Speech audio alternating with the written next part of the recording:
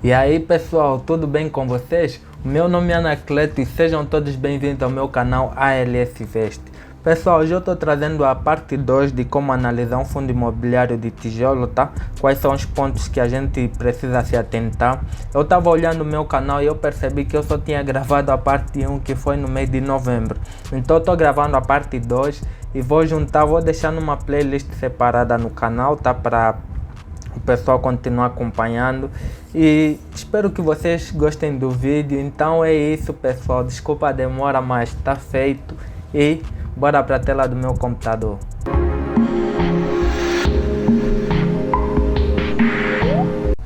Então pessoal, dando continuidade aqui, o sexto item que eu coloquei aqui nas anotações é o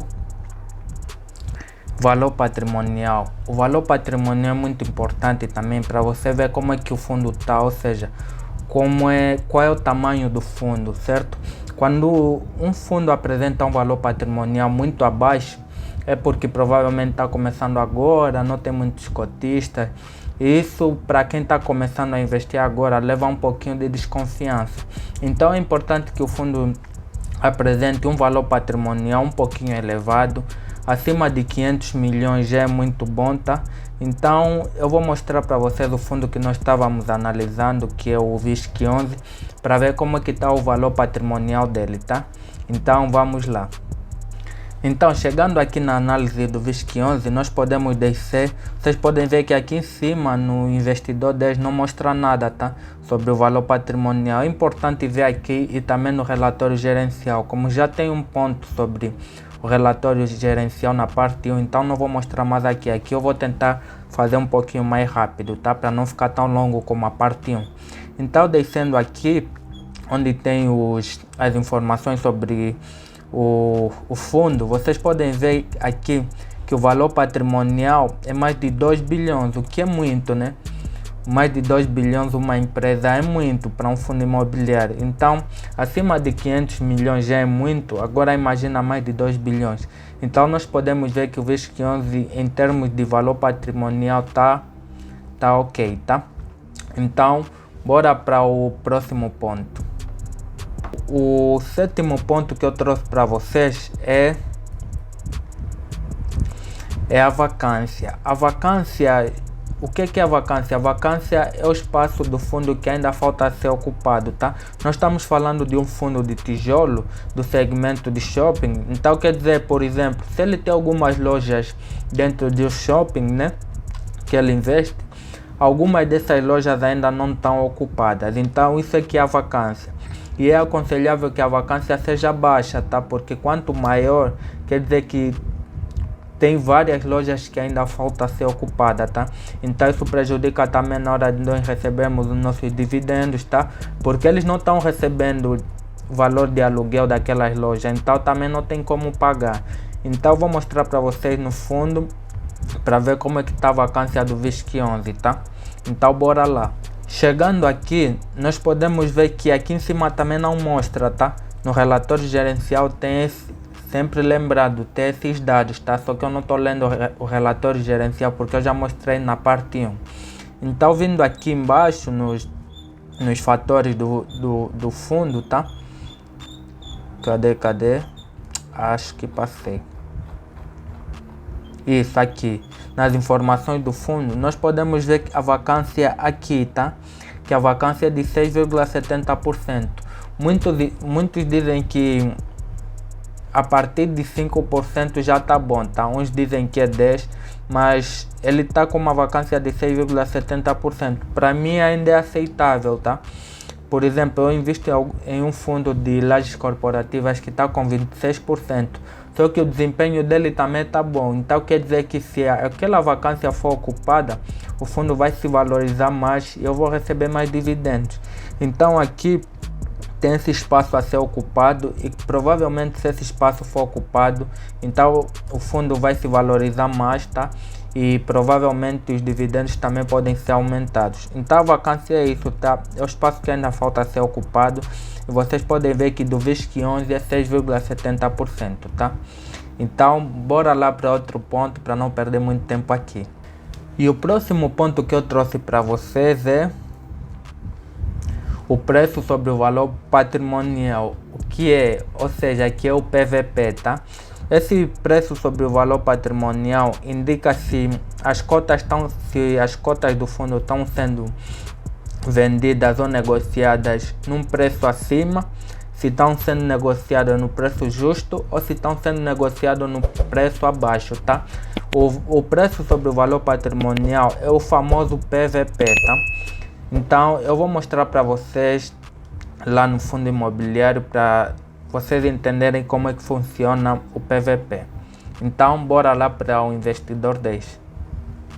Então pessoal, chegando aqui no investidor 10, nós podemos ver aqui já nas informações sobre o VISC11, tá?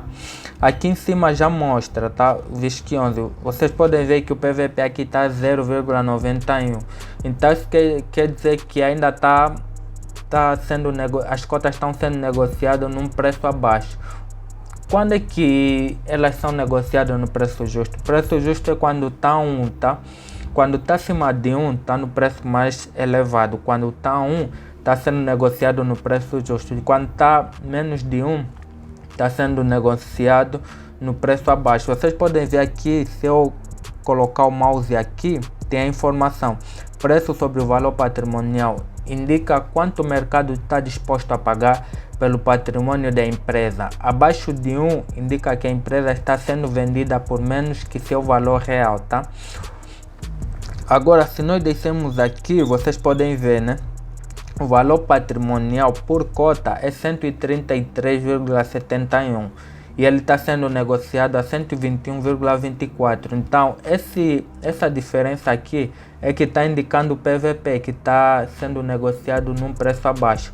Se ele tivesse sendo negociado a 133,71, então aqui estaria 1, então estaria no preço justo. Se ele tivesse acima dos 133, aqui já estaria acima de 1, tá? Então isso aqui é o PVP. Então espero que vocês tenham entendido, tá? Então bora lá para o último tópico que eu trouxe para vocês.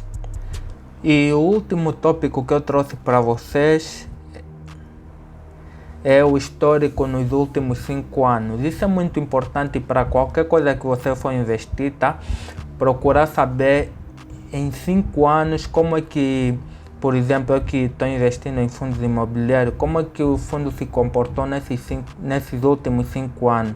Por quê? Porque quando você, por exemplo, só analisa 1 ano, 2 anos, é mais difícil. Se bem que tem alguns fundos que começaram há pouco tempo, ainda não tem um histórico de 5 anos, mas é importante ver pelo menos o histórico máximo, tá? E o histórico nos últimos 5 anos já indica muita coisa. Você vai ver as oscilações que o fundo teve, tá? Os dividendos, se ele pagou certinho, se ele valorizou ou se só decaiu nesses 5 anos, tá? Então eu vou mostrar para vocês aqui rapidinho. Vamos lá no investidor 10 para ver, e talvez a gente vá também no Google para ver como é que ele se desenvolveu nos últimos 5 anos, tá? Então esse é o último ponto que eu vim mostrar para vocês, histórico nos últimos 5 anos. Chegando aqui no investidor 10, tá? A gente desce aqui, podemos ver, por exemplo, aqui já dá para ver como é que o fundo tá nos últimos 5 anos, tá? Aqui tá só 1 ano, vamos aqui em 5 anos. Então esse é o desempenho que o fundo teve, tá? Vocês podem ver que ele em 2019 ele estava custando R$75, R$76. Olha, ele foi subindo, chegou até 100, depois caiu em 2020, aí subiu de novo e aos poucos está crescendo. Então você já dá para ter uma noção, tá? E o que facilita também aqui, se você tivesse investido nos R$1.000 nos últimos 5 anos, você teria 1.575,26. Então vocês aqui já conseguem ver o desempenho do fundo imobiliário. Podem ver que o desempenho foi positivo. Isso mostra também não só a valorização, mas também os dividendos que você recebeu durante esses 5 anos.